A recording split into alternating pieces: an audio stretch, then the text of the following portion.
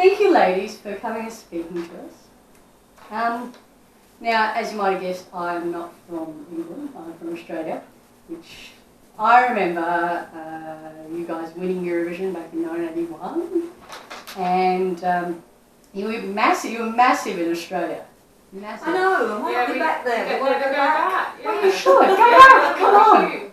I mean, like someone you know. Yeah. I've been here like 12 years. I don't know anyone anymore.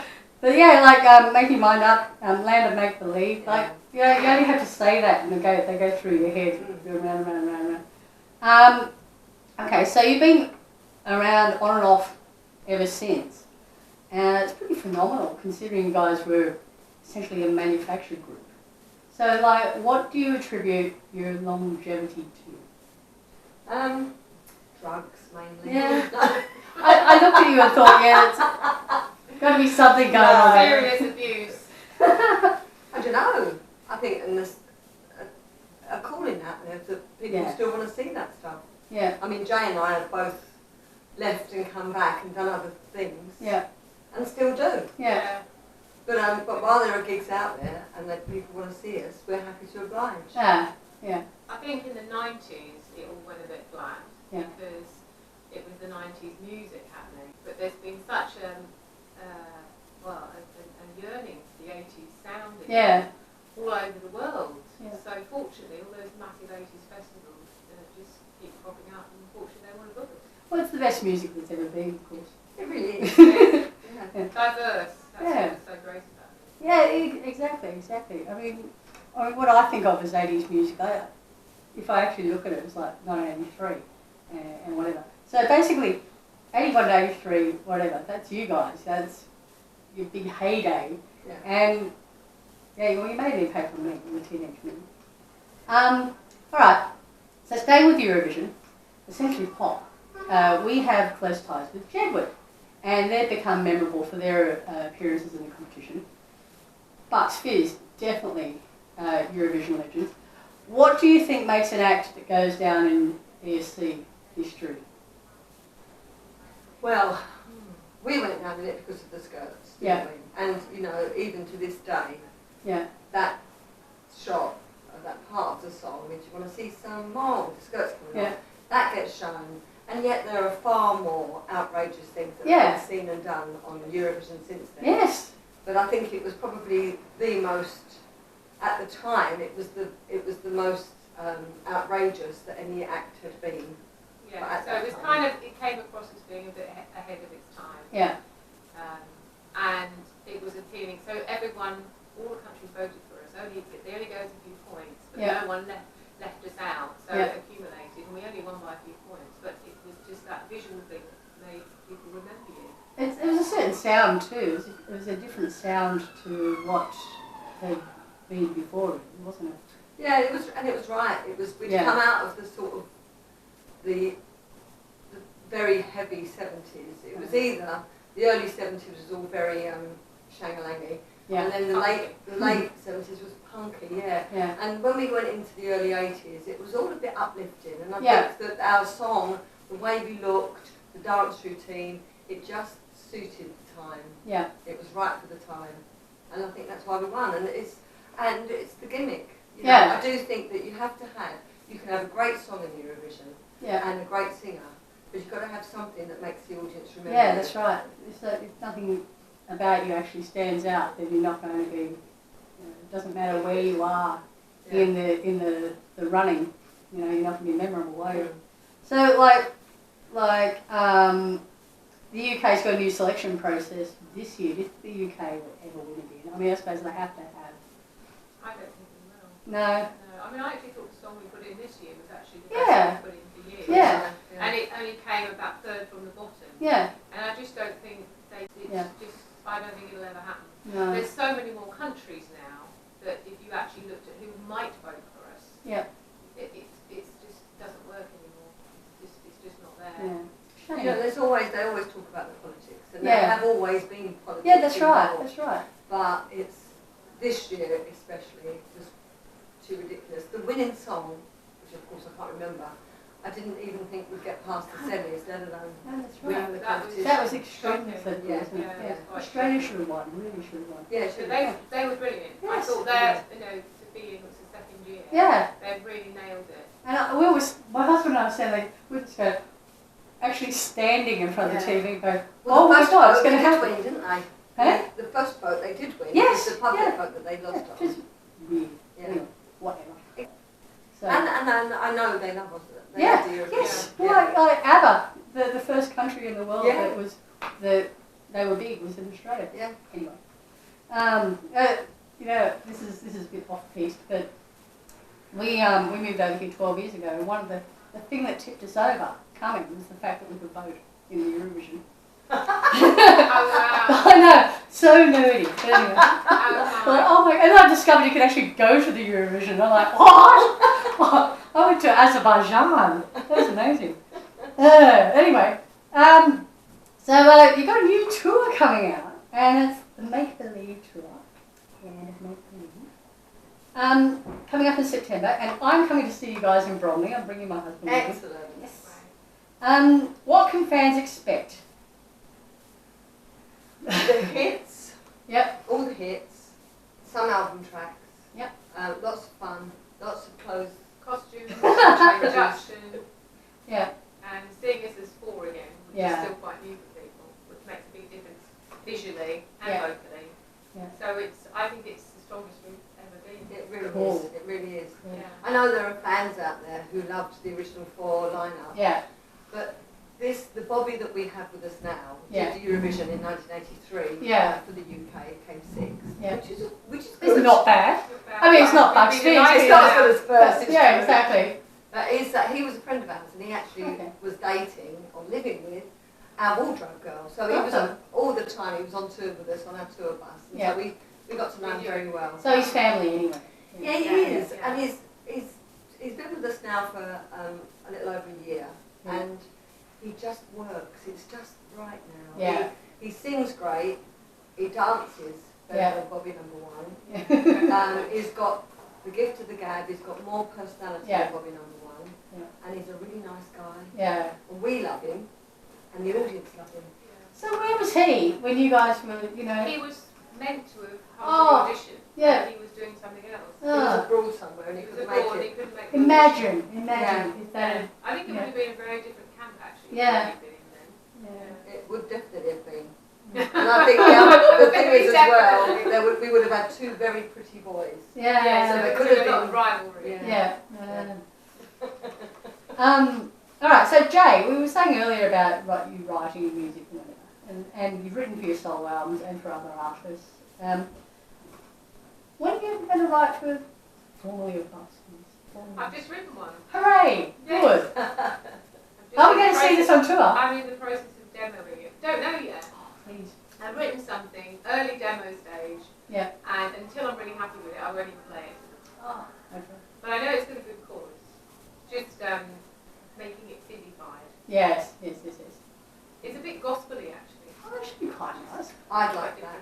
Yeah, gospel. do it. But come on. Not that I'm religious, but I love that gospel. Yeah, it's that sound. Yeah, it's sort of like it's a step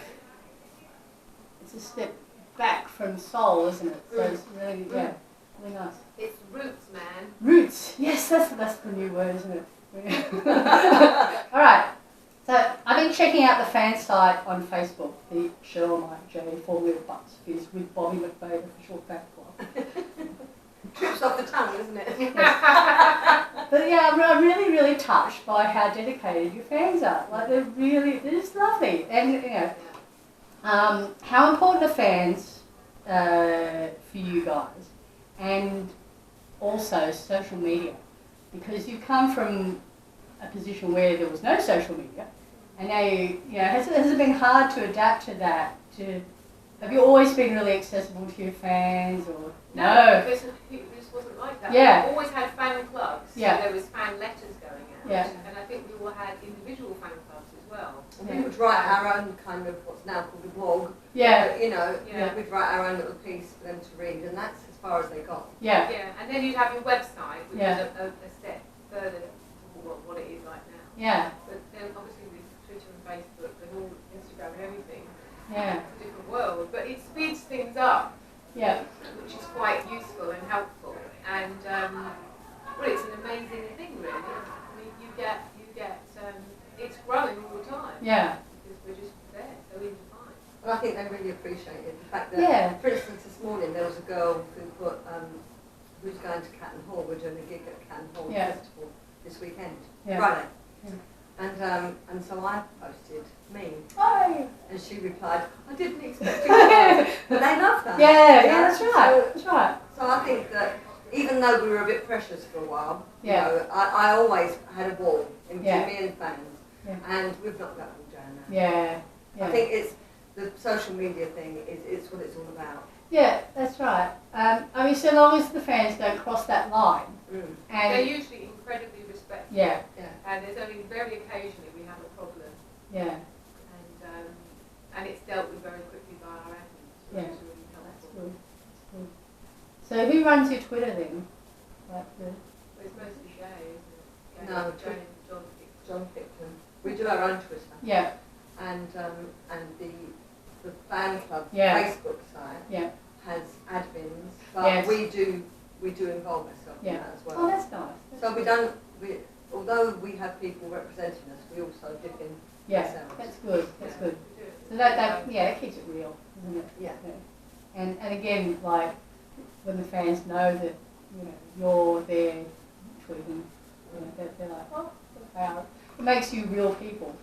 As well we always were. I think what it was is back in the day we had a lot of very young, very obsessed fans. Yeah. So obviously they're not 12 and 13 anymore, they're adults. And so the way they treat you is obviously very different. But back in the day you kind of felt like you needed a little bit of protection. Yeah. Because you're dealing with... They're very vulnerable.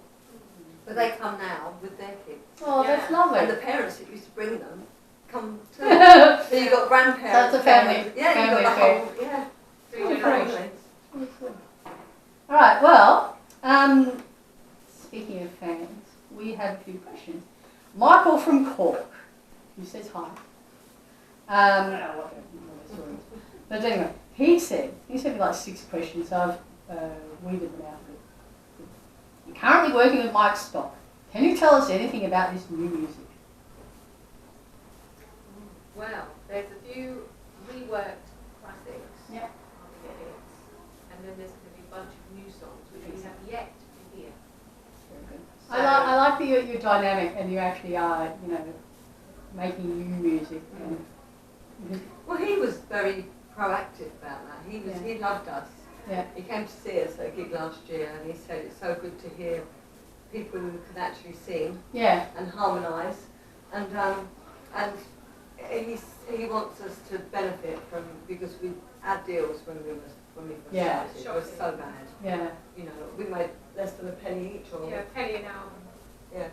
So each. And it's, terrible. So people made they made millions and millions of pounds out of it. Merchandise and everything. And he said he is in a position where, he doesn't need any money. But he wants to. He said, I want you to get something back now. Yeah. For all those years that you put in. Yeah. So we won't make those.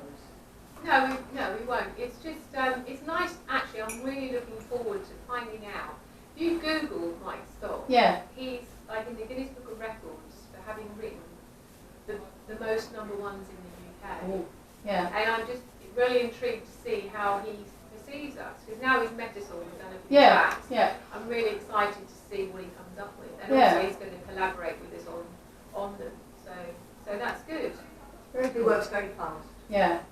Well, I suppose if he's written that many #1s, he knows what's... He wrote the Kylie, I Should Be So Lucky. Oh, okay. So he's got his son helps him. So his son brings it all up to date. Yeah.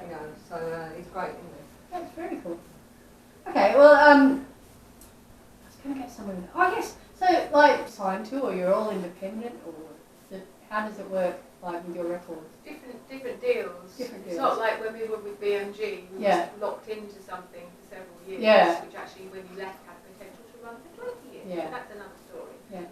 We do different deals now, or one-offs, and because of what we went through before, we just are very careful. Yeah. It's got to be right both around the block, and so we feel very comfortable with it. I think that's a sensible way to do it as well, because it puts you guys in the driver's seat rather than the people. You make the money. You should be making the money because you're doing the work. And back to Michael again. Cheryl, will you ever write your autobiography? Oh, I know, I'm terrible. I am so bad. She's always writing notes, and every time Mike Nolan comes out with something hysterically funny, she writes it down. There's a book just of Mike Nolan quotes, really. Get that one out first. Because it's merge-swaddled. I've done a lot. I've done a good 2,000 words, but to be perfectly honest, Happy Days musical a couple of years ago, and I said then, right, I am going to finish my book. Yeah. And I didn't, and I haven't written a word since. So for 2 years I haven't written a word. Terrible. And our careers and our life, you know, in Fizz and everything, it keeps changing. Yeah. So new chapters. Yeah. You could never finish it. No. Maybe you could have like podcasts or something like that. Yeah. I don't even know what a podcast is. Would you ever consider doing Strictly Come Dancing? Totally, because I was trained as a dancer, and my first sort of passion was for ballet, and unfortunately I had a knee problem, which was a very rare condition, which that just went out the window. Yeah. And as a result, that's how I ended up being a singer. But so yeah, I mean, I used to be a professional dancer, so I would love it, but my God, I'd have to do some training because I haven't danced like that. But they do, I think, they do train you up. Weeks a very good friend of mine, Katie Derham, has just been in it, and she did incredibly well. Yeah. And she's so fit now. I mean, it's just amazing, the schedule. Yeah. I think actually that's a big part of it, because it's not just the performance, it's just keeping up with having to learn such a complicated routine. Yeah. Like when you did Pop Star to Opera Star, I don't know how she learnt, you know, in Italian, those songs just in a week. You are quick, darling. I think if you'd have been able to unscramble what I was saying, I was probably speaking Swahili more than as long as you got the sound right. Cherylese, I was speaking. Cherylese, that's a good one. What is each of your favourite Bucks Fizz songs? Single or album track? Your choice. Go on. Well, we have 3. Yeah. I have 3. Land of Make Believe, because it was Christmas. Yeah. And Christmas is very, very special to me. So that one definitely. And that was our biggest hit. Yeah. It's huge in Australia. Yeah. And Now the Days Are Gone, because I'm incredibly proud of it, because I think that the vocal mix on it and everything was just superb. Very, very proud of that about those days. And New Beginning, because it's such a powerful song, and we still open the act with it. It's such a fantastic song. It's really ongoing. We're always leaping about on the stage. So, those 3 are mine. Land of Make Believe and Now the Days Are Gone. I think they're 2 classics. Okay. Yeah. But we have to remember Making You Mind Up, because although it's a funny old song, it made it all happen for us. Well, exactly. So I'm very fond of that one. Yeah. Imagine what would you have done, like, because you did Eurovision before this one. And lost. Yeah, but you still did reasonably well. But I know what it's like to lose. Yeah. But like, if you guys hadn't got together for Bucks Fizz, where would you be? Yeah. Yeah. Doing completely. That song changed all our lives. Yeah. It gave us the life that we have now. 3 minutes on TV changed our lives. Yeah. Definitely. People slag off the Eurovision and think, you know, this country would think, oh. But it is. It puts you in front of an enormous audience. Yeah. And and you just, like they say about Dami in Australia, they say, well, she's just going to be straight through the roof now because she did so well. Yeah, she was amazing. You know, how many million? With the semis as well, so you get second bite of the cherry, you know. Right. So was Australia in the semis? Or did they go straight through? Actually had to go through the semis this year, yeah. Right. Yeah. What's next on the horizon after this tour? And when's the new album out? You don't know yet. We don't know when the new album's out. Haven't finished it all yet. And gigs are coming in for next year. So that's the question mark. But it's already coming in. Yeah. This is our 30th anniversary. Yeah. So you know, we're saying it's a celebratory year. Yeah. Last year was great as well. Yeah. And it looks like next year's going to be great. So we're just hanging a title on this year, 35th year. You know, That's cool. Yeah. While there are gigs out there, we'll be doing them. Yeah, why not? Why not? I mean, look at Rick Aston. How great is that? Yes. Yeah, that's really amazing. How about, are you glad that you're in Bucks Fizz, or would you rather have won Eurovision as a solo performer? Yeah. And? Oh, Bucks Fizz. Personally, I'm not a solo singer. Yeah. I want to sing the harmonies. Yeah. That's my bag. What about? What, that same question? Yeah, same question. Probably in a band. Yeah. I think I'd have made the band different. Yeah. But I think it's stronger being in a band. It's probably a very lonely life as well, being a solo. Yeah, I think so. Well, you become friends with your band, your actual music, rather Yeah. than yourself. But yeah, I mean, it is a lonely. It's tough on your own. Yeah. And yeah, I suppose when you've got a group, then you've got all those other people to bounce off, and also you've got people to stand in your corner, you know, when it's up against management or it's up against record companies or whatever. And if you're by yourself, then you tend to sort of go with what other people say, right? Yeah. Because you I don't don't really have think much we choice. ever had any say back in the day. Yeah. We had no power. We were whatsoever. puppets. We were total puppets, and that was part of the problem. And I'm going to say this now, if certain people hadn't been so greedy and would have incorporated us into things more, given us more of the writing and all that, it would have been a much happier camp and would have been a much stronger product as a result. Yeah. Do you want me to scrap that one? Or I can put that in the interview? Well, you can put that one in, with bells on. Okay. Extra big ones. Yeah, because I'll just add an extra question. Like the industry, if you'd started now, well, just say you were together as a band anyway, like you'd come together rather than someone put you guys together, but you guys would come together as a band.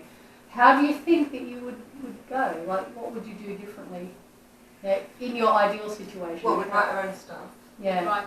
We'd have a lot more to do with it. But we had no control whatsoever. Yeah.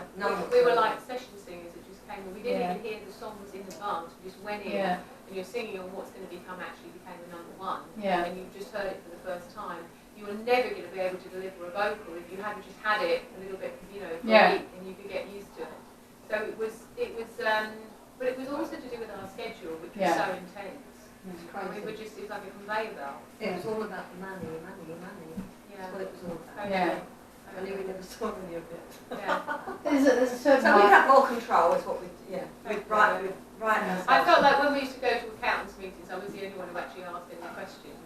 Because, I didn't even know what I was really talking about, but I just knew, because my parents had been in showbiz, and my dad told me about how agents farm you from when I was this high. It's all about the money, and so I knew stuff was going on, I just didn't really know how they were doing it. So I'd ask them questions and get a few kind of strange looks and comments, but it didn't get us very far, unfortunately, because it was all out of our control.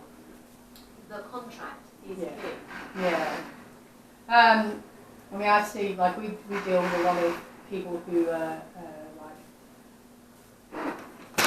been burnt by it, for instance, and they seem to run on that sort of idea of like the contract is king. Well, that's a 360 deal. That's what we had. Yeah, and it's just horrible. They own you, basically. Yeah, and they own you forever too. You can't really get away from it, even if you've been 9 years. But it was the same. Yeah. It was the same. Yeah. Same but different. Yeah. So these days you wouldn't have that sort of thing at all. Well, our contract, we went to our union because we couldn't really afford a proper lawyer. Yeah. And the lawyer at the union sort of changed a couple of things. We just went, it's fine. Yeah. And so we signed it, but we had no idea what we signed. But it was this thick, it was like a relic from the 70s. And a month later he was fired for being inept. We didn't know that. I only found it out when I left the band and my lawyers looked into what I'd signed. Yeah. Thank you. Thank you. No, thank you.